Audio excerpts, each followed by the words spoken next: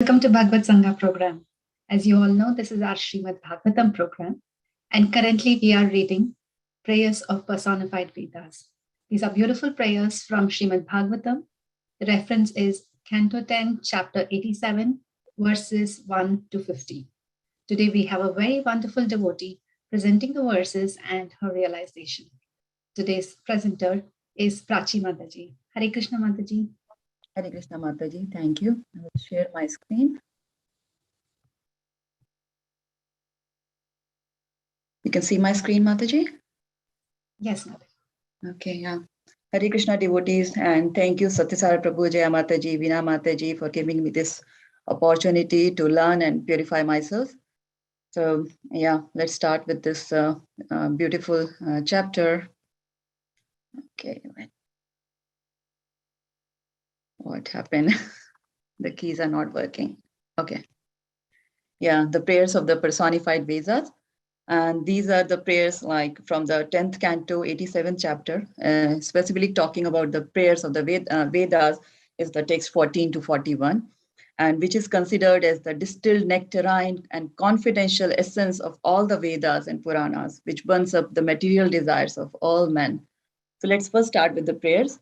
Om Agyantimirandhasya Jnananjanashalakaya Chakshurunmilitam Yena Tasmai Shri Gurve Namaha Narayanam Namaskritya Naram Chaiva Narottamam Devim Saraswatim Vyasam Tato Jayam Udirayet Shanvatam Swakatha Krishna Puneshravana Kirtana Hirdayantasto Hiya Vidyunoti Suhrit Satam नष्टप्रायेषु अभद्रेषु नित्यं भागवत सेवया भगवती उत्तमा श्लोके भक्तिर्भवति नैष्टिकी ओम नमो भगवते वासुदेवाय ओम नमो भगवते वासुदेवाय ओम नमो भगवते वासुदेवाय.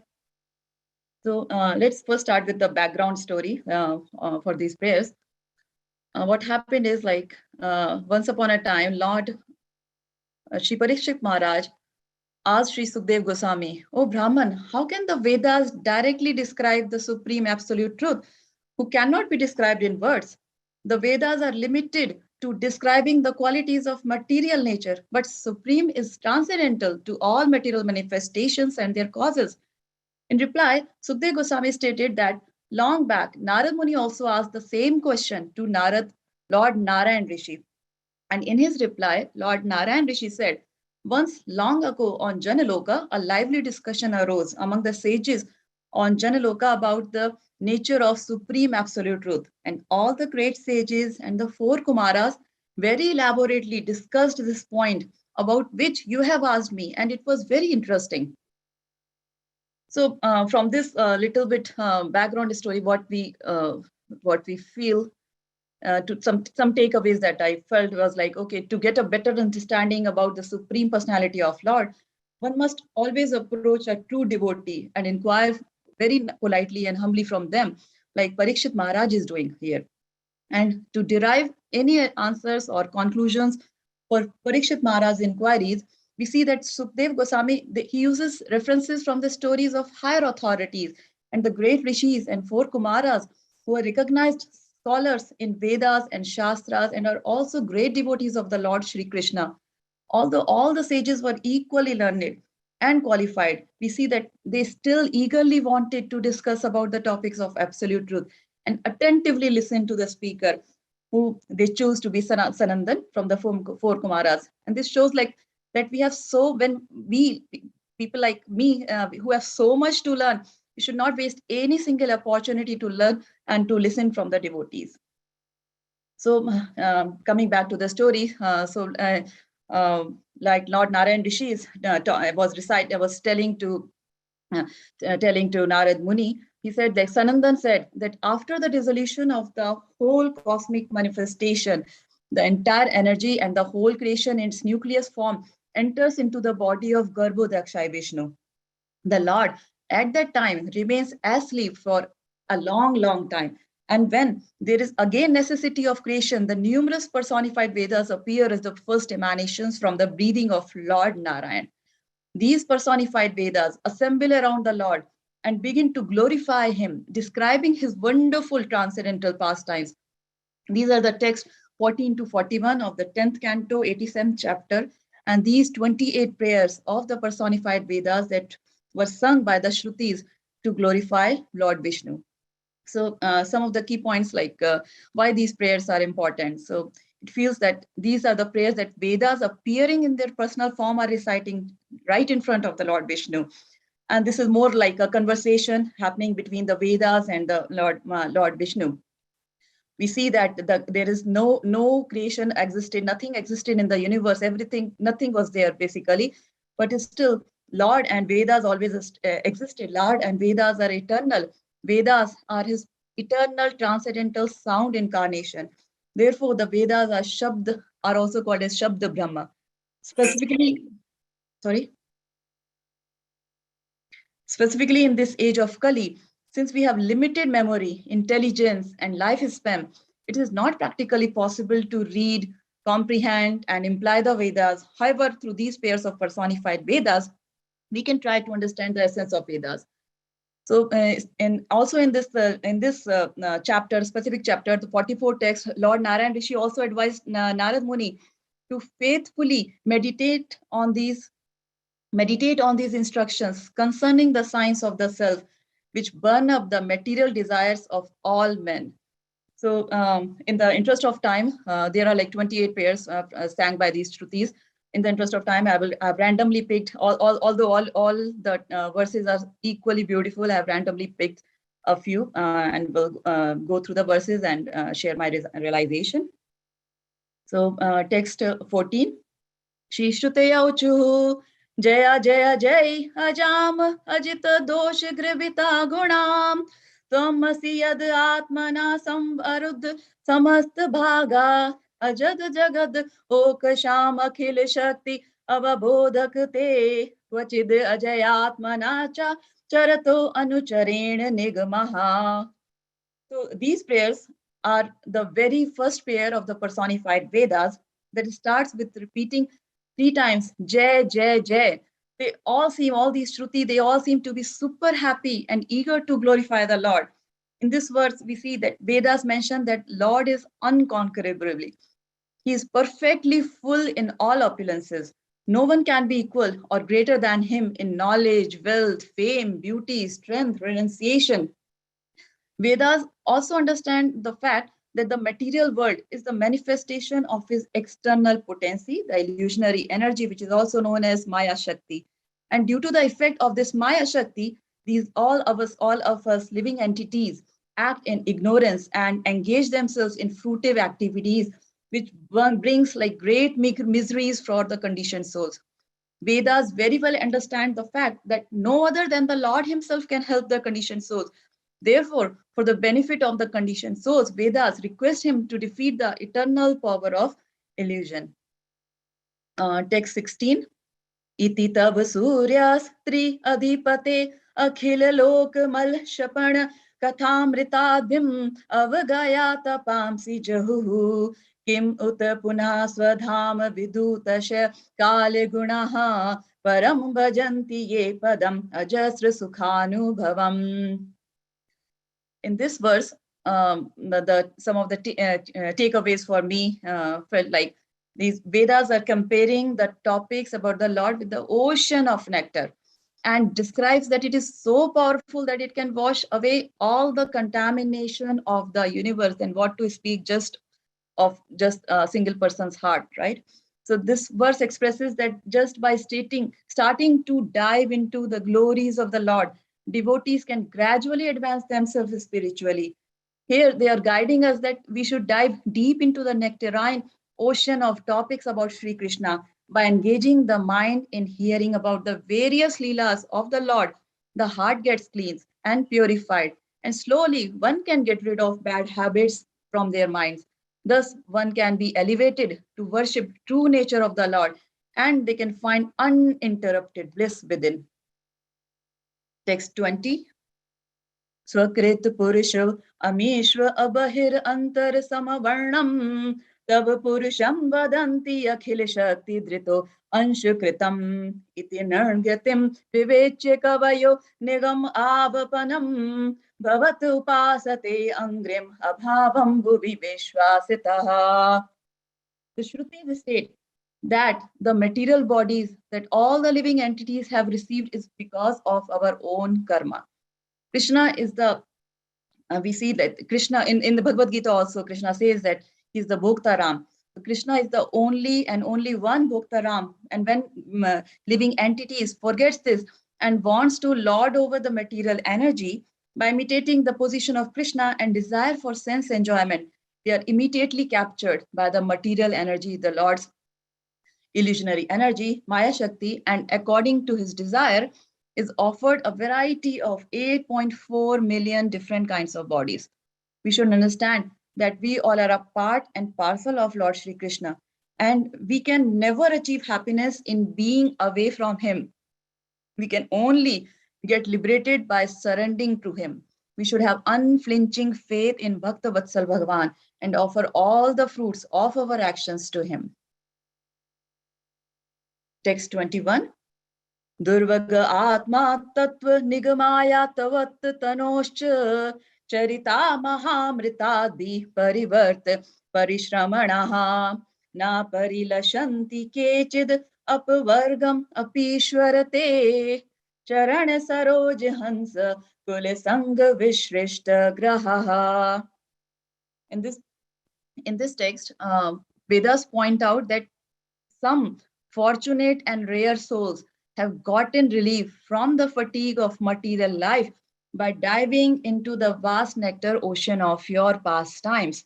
This indicates that there are only very few souls who are able to get relief from the cycle of birth and death. And the Vedas is calling them very fortunate, right? And how can one get relief from the material bondage? Is they could achieve it because they associated with the devotees who are like swans enjoying at the lotus feet of the Lord. The great devotees don't find any pleasure in anything other than the lotus feet of the Lord. That is why the Shrutis have compared devotees as the swans, because they know how to, like the swans, right? They only they can take out they drink just the milk from the water, right? They leave the water and just drink the milk. So in the same way, the devotees, the great devotees of the Lord, they only take the essence, the pleasure in the feet of the Lord. Text 22. Twad anupatham kulayam idam atma shruhit priya vach charati tathon mukhe tvai hit priya atmani cha nabat ramanti aho asad upasana yatma hano yad anushaya brahmanti uru vaiku sharir vritaha. So here in this text, the Vedas are talking about the importance of the human body.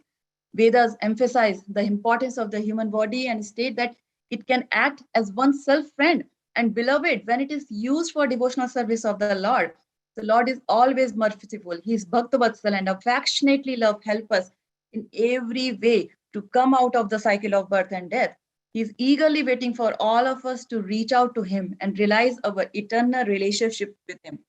But we foolishly keep spending life after life in degraded bodies, finding success and devotion to illusions, all these material surroundings, material so-called temporary material enjoyments, instead of the Lord who is our true self. This human life is a great gift to us that even the demigod desire for it. It is our golden chance to get out of the miseries of repeated cycles of birth and death. We only need to have full faith and surrender to the Lord, and he will take care of the rest for sure. So this text specifically, it was talking about the importance of human body. It also reminded me of some of from Bhagavatam, 5th canto, 5th chapter, where Rishabdev, who is the incarnation of Lord himself, he advised his sons about the purpose of human life. So I'm just reading the translation from 5.5.1. So Lord Rishabdev told his sons, "My dear boys, all of the living entities who have accepted material bodies in this world, one who has been awarded this human form should not work hard day and night simply for sense gratification, which is available even for dogs and hogs that eat stool. One should engage in penance and austerity to attain the divine position of devotional service. By such activity, one's heart is purified. And when one attains this position, he attains eternal blissful life, which is transcendental to material happiness and which continues forever. And later, in the same chapter, Rishabdev is talking, when Rishabdev is advising his sons, in the text 10 and 13, he mentioned about, in the same reference, the importance of human life. He said, my sons, you should accept a highly elevated Paramhansa, a spiritually advanced spiritual master. In this way, you should place your faith and love in me, the Supreme Personality of Godhead. You should detest sense gratification and tolerate the duality of pleasure and pain, and which are like the seasonal changes of summer and winter. Try to realize the miserable conditions of living entities who are miserable even in the higher planetary systems. Philosophically inquire about the truth, then undergo all kinds of austerities and penances for the sake of devotional service. Give up the endeavor for sense enjoyment and engage in the service of the Lord. Listen to discussions about the Supreme Personality of Godhead and always associate with the devotees. Chant about and glorify the Supreme Lord and look upon everyone equally on the spiritual platform. Give up enmity and subdue anger and lamentation. Abandon identifying the self with the body and the home, and practice reading the revealed scriptures. Live in a secluded place and practice the process by which you can completely control your life, air, mind, and senses. Have full faith in the revealed scriptures, the Vedic literatures, and always observe celibacy. Perform your prescribed duties and avoid unnecessary talks. Always thinking of the Supreme Personality of Godhead. Acquire knowledge from the right source. Thus, practicing Bhakti Yoga, you will patiently and enthusiastically be elevated in knowledge and will be able to give up the false ego. So,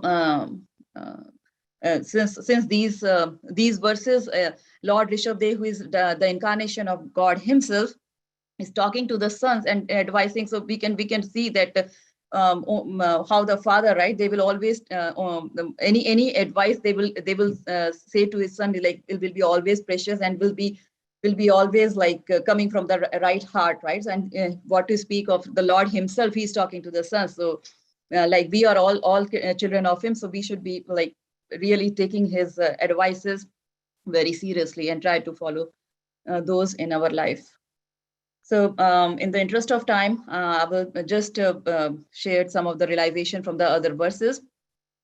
So in text 23 of this chapter, I mean like 10.87.23, the Vedas are talking about their desire. They've also mentioned about their desire. The personified Vedas here state that they would prefer to develop love of Godhead by learning to emulate the favorable surrender of Lord Krishna's confidential devotees, especially the young gopis of Vrija. So they want to be the gopis of the Vrindavan. Vedas.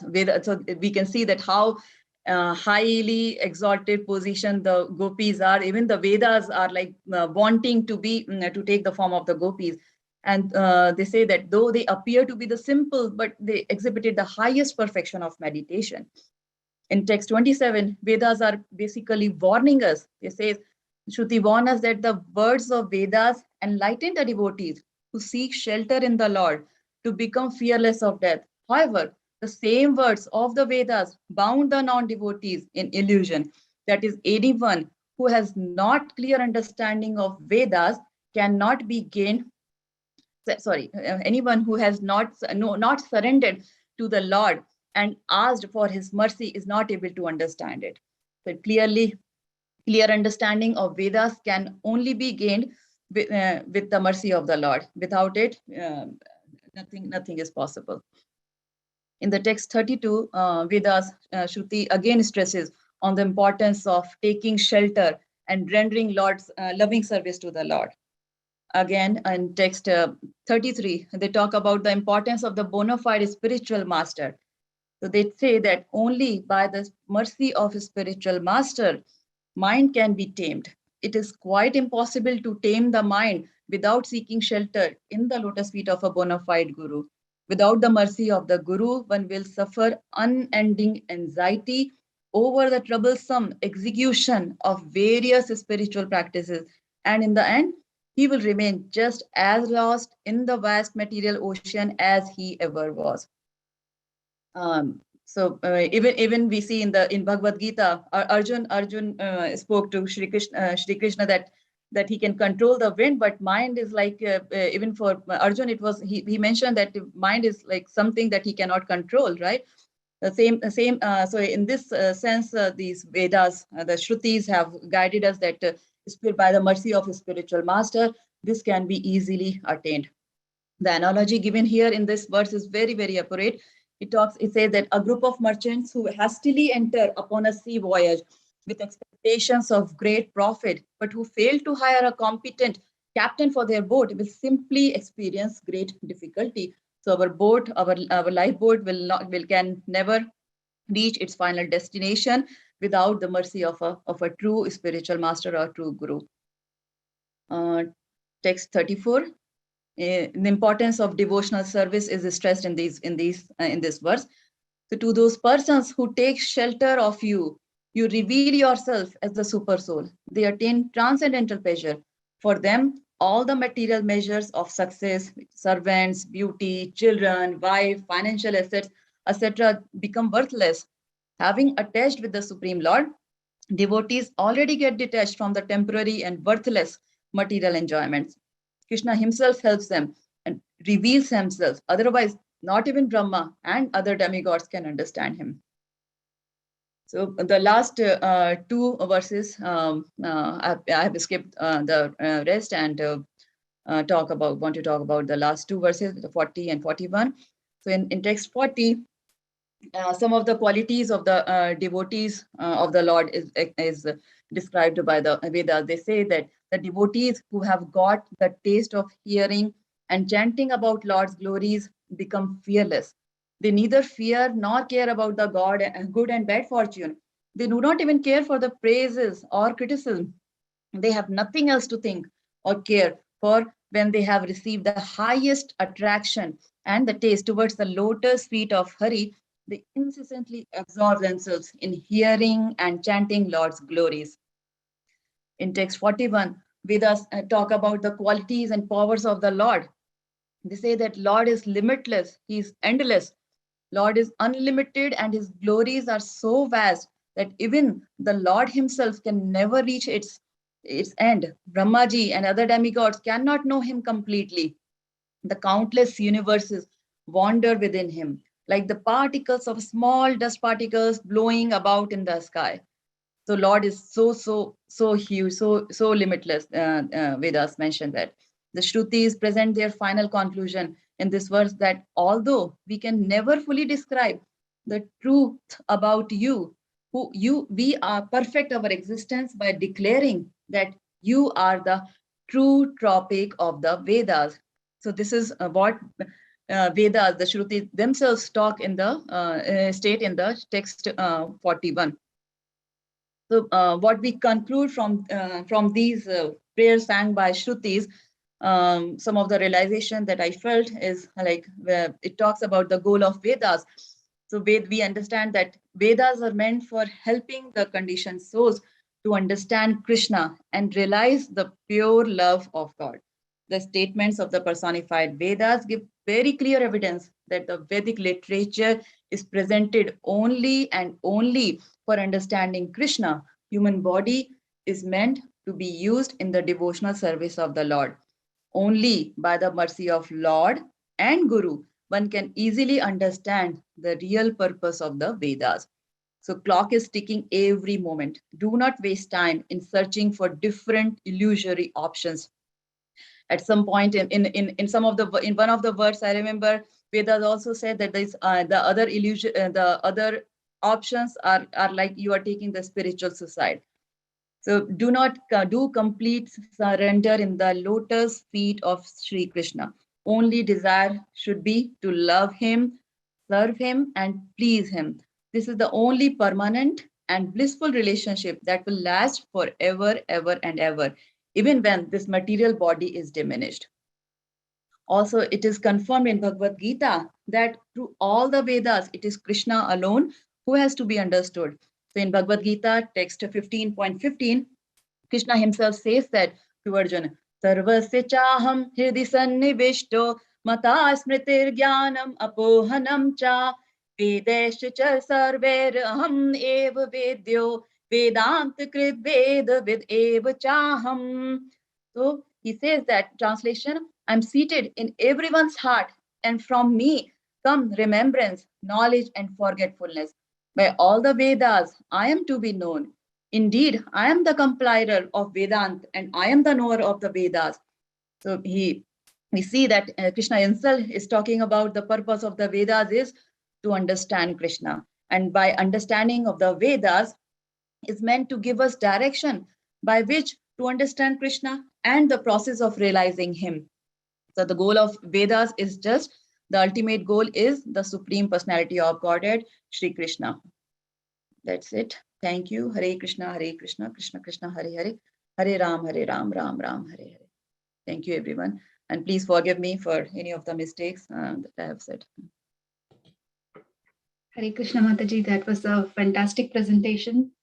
You so beautifully recited the verses. You started with the background story and the key takeaways, and you so nicely covered so many points. I mean, it's just like so many points here, and this such a rare chance we have here in the human body. We have to make use and not waste time. And the whole point of Vedas is to understand Krishna and love Krishna. So beautiful presentation, Mataji. You really covered very nicely all the key points. So that was really fantastic. Thank you so much. With that, devotees, we conclude the BhagavatSanga program today. Thank you all very much for joining the BhagavatSanga. See you all next week. Hare Krishna. Hare Krishna Mataji. Prachi Mataji, fantastic presentation. Very nice summary of beautiful verses you picked. Those verses are beautiful verses. You explained it very well. Thank you, Mataji. Hare Krishna.